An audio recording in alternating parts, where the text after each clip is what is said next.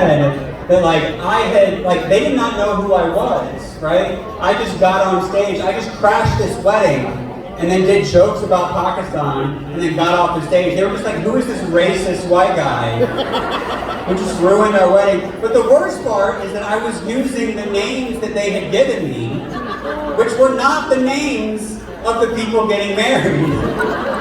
So I was like, Omar and Zainab, these crazy kids, can you believe it? And it was not Omar and Zainab.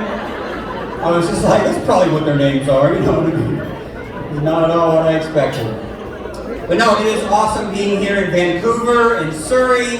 I'm kind of scared of Surrey, okay? And the reason why, and this is 100% true, is that in 2012, I started getting Google alerts. I have like an alert that Google sends me whenever my name appears in a headline. And I got all these Google alerts from Surrey, right? Surrey, British Columbia, that Jeremy McClellan had been murdered. Because someone with my exact same name had been killed in Surrey. And so for an entire year, I kept getting alerts about Jeremy McClellan, how this guy had killed him, and like the guy's trial, they found the guy, they arrested him and everything. And I'm like, I'm kind of scared to come here. I don't know if there's like a person here who's like killing Jeremy McClellan. I'm just like hiding out. It's scary, But I almost couldn't make it tonight. My flight was canceled, and I was able to hop on a different flight. But in the meantime, I texted all my friends. I was like, please pray that I can make this show, that I can come here tonight. And they all prayed. And because prayer works, I'm here tonight. I was able to get here, and thank God for that. Thank God for that. The problem is that half my friends are Muslim, and the other half are Christian. And so there's no way to know, based on the fact that I'm here, which prayers, like which religion's true, right? Like that's not a valid experiment. I feel like next time I need to have half of you guys pray that I'll make it, half pray that I won't make it, and then I'll have atheists send me their thoughts as a control group. I think that'll work out. I do love performing at Pakistani events and Muslim events, and the main reason is that you all are sober. That's the main difference. Like between this and a Catholic event, this is very different. Like no alcohol is being served tonight because you're all very devout Muslims who drink at home, right? I'm not going to drink at the event. Woo! Some people pregame the event. No, I actually do ask, I heard a statistic that 1/3 of all traffic fatalities involve drunk driving, okay? Which means 2/3 involve sober driving, which means that sober driving is twice as dangerous as drunk driving. So please, if you get to the end of the night and you realize you're too sober to drive home, please call a designated drunk driver to come pick you up. Okay, call those Uber. As the introducer actually said, I have been eating for the past hour in the green room, okay? And the food is so good, and I don't know if you guys know this, but this is how Muslims try to convert you to Islam. This is the #1 way, is that they feed you so much that then in order to not gain weight, you have to fast. And then they're like, well, you're already fasting. It's like 1 pillar down, 4 to go, Jeremy. I'm like, okay, all right. It's working. I actually do have good news. I recently, I mean in the last 4 months, I have lost 30 pounds. That's true. That's 100% true. And that was after gaining 50 pounds during the pandemic. Anybody else gain weight during the pandemic? Woo! A lot of you. I realized I needed to lose weight when my doctor told me, Jeremy, you have to lose weight. And he said this during a Skype appointment. I don't know if you've had a Skype appointment, but they cannot see your whole body. He could only see my face, and he was like, that's enough, Jeremy, you need to lose weight. You need to lose weight. And so I have, and I remember the last time that I lost that much weight was when I was in Pakistan and I drank the water. It's true. If anyone here is trying to lose weight, just get your hands on some Pakistani tap water. And in my defense, basically what had happened was when I was in Pakistan, I did not know about this, but apparently some people, they take the water bottles and they fill them back up with tap water, and they sell them to like gore, right? And then we buy them, and then we drink them and we get really sick. And it's not because your body, it's not because the water in Pakistan is toxic, it's just your body's not used to it, you know? It's like your body's like a Trump supporter. Like if something's foreign, it's just like, get it out, get it out, get it out. We are gonna make this body great again, okay? I don't know what I thought. But I remember the first time I ever went to Pakistan, okay? All of my family was worried for me, not because of the water, okay? My mom, she told me, she was like, Jeremy, you're a Christian, if you go to Pakistan, someone's gonna kill you. And I was like, no, Mom, you don't understand. Like, all the people that want to kill me live in the United States. Okay? Right? Like, I'll be fine in Pakistan. Absolutely, I'm fine in Pakistan. Matter of fact, if I ever had to flee the United States, that's where I would go. Right? I would flee the United States, I would go to Pakistan, I would go to a city called Abbottabad. Because apparently you can hide there for years and years and years, and no one has any idea where you are. Yeah, that was a Bin Laden joke, for those of you who don't know. I actually made a mistake. I told that joke in Islamabad, okay? It was at the Islamabad Club. I don't know if you've been there. But I was performing at the Islamabad Club, and I told that joke, and this woman stood up in the middle of the show, and she said, excuse me, I'm from there. And I was like, really, you're from Abbottabad? And she was like, yeah, and it's not pronounced Abbottabad. You're from there? All right, yeah. And I was like, oh, well, how do you say it? She was like, yeah, Abbottabad, right? Abbottabad. I was like, oh, well, that's why we couldn't find him. You know? You know, like for years, George W. Bush was like, we gotta go to Abbottabad. He's probably in Abbottabad, we gotta go get him. Nobody knew what he was saying. And then Obama took office and he was like, it's Abbottabad. Like, oh, okay. Oh, thank you, Lavelle. I love Canada. You guys are so nice. It's almost like, I don't know how to deal with it, how nice you are. It's crazy. I was driving around, I was actually looking for a church this morning. And I was looking for one of the rare churches that has not been turned into a mosque. It's hard to find them. And you guys have a bunch of them in Vancouver and in British Columbia, a bunch of churches that have been turned into mosques. And I'm not mad about it, okay? It's our fault for not going to church, right? If we're not using it, you're welcome to use it, it's fine. One thing I don't like is when you don't even change the outside of the church. You know what I mean? Like sometimes you drive by and it still looks exactly like a church. Like you're trying to trick us or something. You're like, no, brother, come on in. Come on in. This is sometimes you even leave the cross up. You're like, this is a T. It stands for takbir. Come on in. Come on in. And here's why, thank you.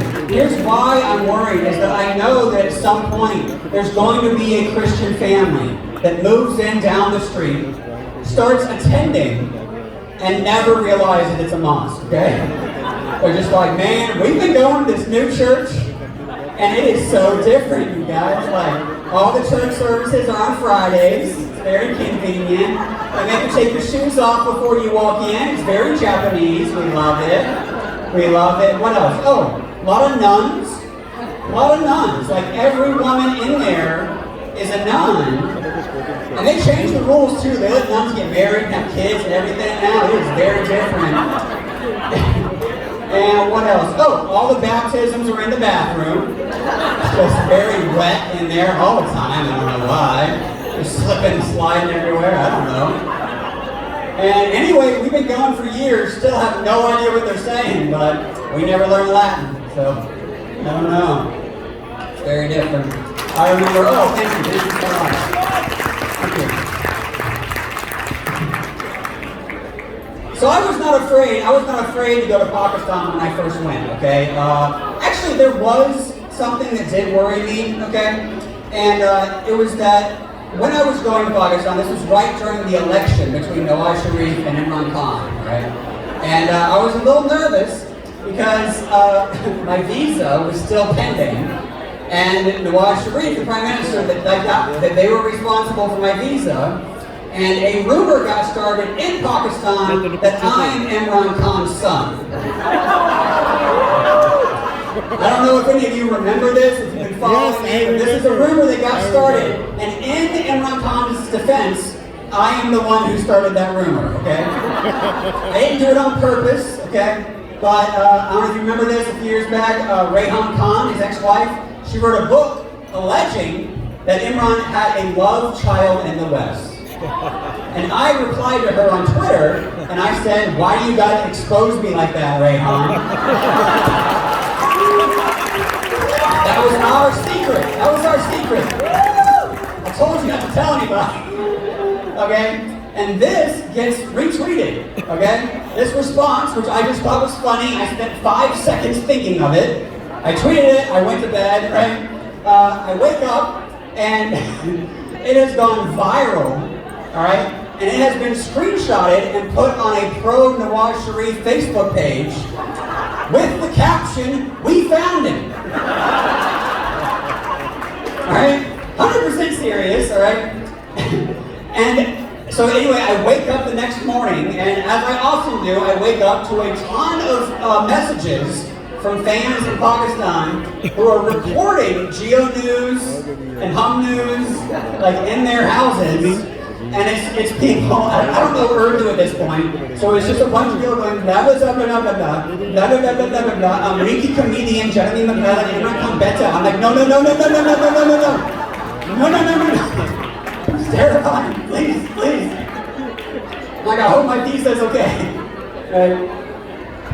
And so, with 2 weeks to go, actually 1 week, it was 1 week to go before my trip, all right? It was a big comedy tour of Pakistan. Tickets had been sold out. Everybody was excited. I get a message telling me that my visa has been declined. All right? This is all true. Visa has been declined, all right? And I think because I was going on a tourist visa, right? But they knew that I was doing business there. And so they were like, you're not allowed to go on a tourist visa and present. Basically, I seemed like a CIA agent, basically. It's like, those are the vibes that I was getting off. Because I seemed suspicious, right? And maybe he also thought I was Imran Khan's son. Just didn't want me to come to Pakistan and do some jalsas with him. I don't know. And so anyway, I fly to Washington, D.C., right? I meet with my friend Sultan, and we spend days on the phone trying to get a hold of anyone who can help me get my visa to go to Pakistan. And somehow, we get a hold of Nawaz Sharif's secretary, right? And we talk to him, and we explain the situation. We tell him I am not Imran Khan's son. And please, everything's been booked. I have articles in the paper and stuff. Please, just give me a business visa. And so then and that was the night before I was supposed to go. The morning I was supposed to go, I took an Uber to the embassy, right? I explained the situation to them. They say, we've heard of you, okay? And they give me a business visa because apparently the secretary had called someone, right? They give me my visa, I go to the Uber, I barely make my flight, and I fly to Pakistan, all right? Barely made it. And this is true, ladies and gentlemen. On the flight to Pakistan, Nawaz Sharif was removed from office.